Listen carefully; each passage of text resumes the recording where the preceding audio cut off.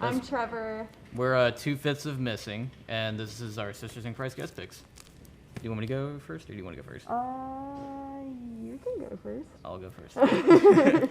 So I'll probably just talk more about records that I just kind of grew up with, and just kind of records that I had times with.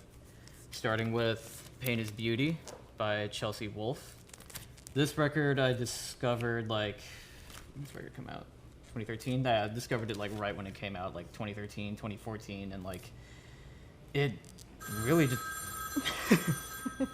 it blew my mind hearing it, because it was so different from what I was already listening to. And, like, I didn't realize that, like, at the time the music could, like, kind of actually move me, because at the time I was just listening to, like, metal and stuff. And, interesting fact, the second to last song, The Waves Have Come, is the first song that's ever actually legitimately made me cry. And I'm gonna give some love to Thou. This is the record Summit. This is another record that I would just sit with all the time in my room, because that's really all I was doing at home. But yeah, this is kind of one of the records that also, like, really moved me, just to, like, know that there's, like, a different... You can add emotion to, like, I guess, you know, heaviness, and, you know, this is a record that, like, just very nuanced and very just interesting blend of, you know, soft and hard metal, kind of stuff like that. The Ashbore Fell Voices split. Two very, in my opinion, underrated black metal bands. Fell Voices especially. I don't know what's going on with them these days, but I hope they put out more stuff soon. But Fell Voices really blows my mind too, because, like, watching live footage of them, they don't, like, use mics when they sing, so they just yell at the audience, like, over all the, like, instruments and shit. And they're loud too, so, like, hearing this, and then of course Ashbore is also one of my favorite black metal bands, just, like, blew my mind. I met him in a Miserable show, and I just figured, you know, like, Miserable and, like, you know, Christina's, like, a special person to us, so I just figured I'd just pull out a Miserable record and then, you know, give some love to her. This is her Loverboy EP. I heard this is a single, I don't remember. No, it's, yeah. But, yeah, no, you know, we hold Miserable in our hearts and Christina, because, you know, we wouldn't be together if it wasn't for her. So I'm going to give some love to some bands that deserve some more recognition, because they deserve all your love and money, because they worked very hard for it. From Pennsylvania, this is HALDOL. An incredible death rock band. I think they started a lot heavier at the time. I think they were, like, pretty much a lot of like, doing blast beats and stuff like that. But these days, they're just, like, run-of-the-mill, really creepy death rock. This is their latest record that they put out, I think, a year or two ago. The Totalitarianism of Everyday Life is really, really great. Positive Energy by the band DIAT. I think they're German, I think. Another great, you know, European post-punk band. They just put out a new record called Disintegration, I believe, and they're incredible. And last but not least, one of Missing's biggest inspirations to our sound, Pink Turns Blue. This is their second record, Meta. I think this one has, yeah, Your Master is Calling. It's, like, one of their biggest singles. And yeah, no, it's an incredible record. Definitely deserves a lot more. These days, I think, you know, not a lot of really people know about Pink Turns Blue, which kind of makes me sad. And last but not least, I had a cassette up here, Swan Wash. I think this is their very first and only release so far. Very heavy, slow, sludgy post-punk death rock, very underrated. You know, I hope they put more stuff out soon, because I love them. And that's all my picks, so. Cool. I guess it is my turn, and I guess I'll start with, like, the one that everyone knows, which is The Pleasure Principle by Gary Newman. Like, Cars is good, but the rest of the album is good too. And he's actually one of the first, like, I guess, famous musicians I've ever seen before. And he was doing what I was doing earlier, which was picking out records. And I thought I was just mind blown. I felt like I needed to put on a better outfit.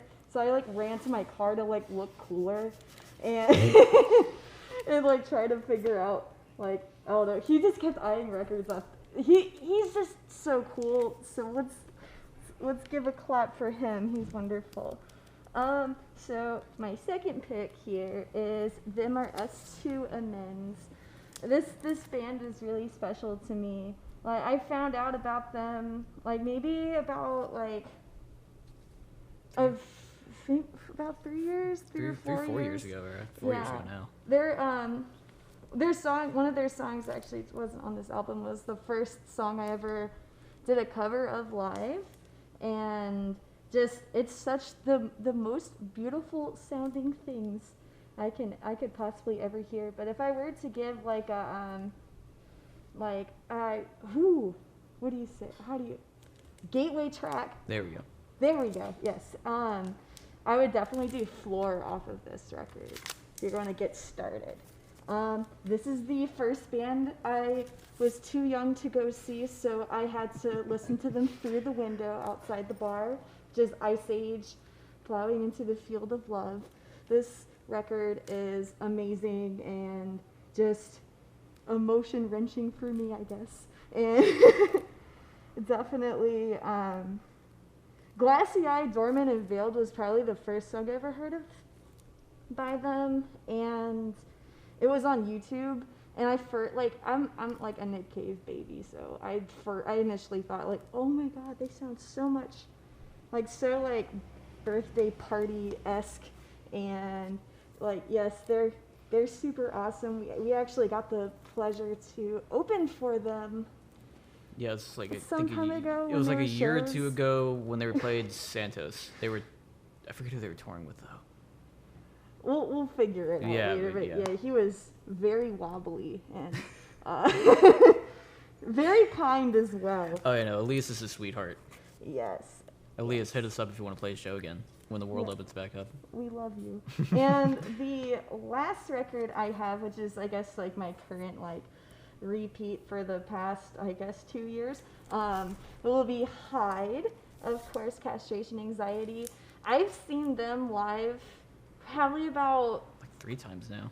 Yeah, 3 or 4 times, but, like, I first thought they were amazing, was just super blown away by them, but until, like, the moment, like, apparently my wallet fell out into the crowd, and she was able to find me. Heather Gable. Yeah, Heather, and she came up and was just the sweetest person ever, and I got to, like, listen to this first album and listen to it with my headphones and listen to the lyrics, and it was just, like, so, like, gut-wrenchingly wonderful, you know? I would definitely, if I were to choose a gateway off of this record, I would definitely do, like, let me see. I like so many songs off of this. It's hard to pick. Yeah, it's one of those records. It is so hard to pick which one you like the most. Definitely Wear Your Skin is really fucking badass. But yes, these are my picks, and I love them all. And yes, this is what I got. And that's what I've got. And it was yeah. Yeah. Thanks for Bye. having us. Thanks for having us. Thank you.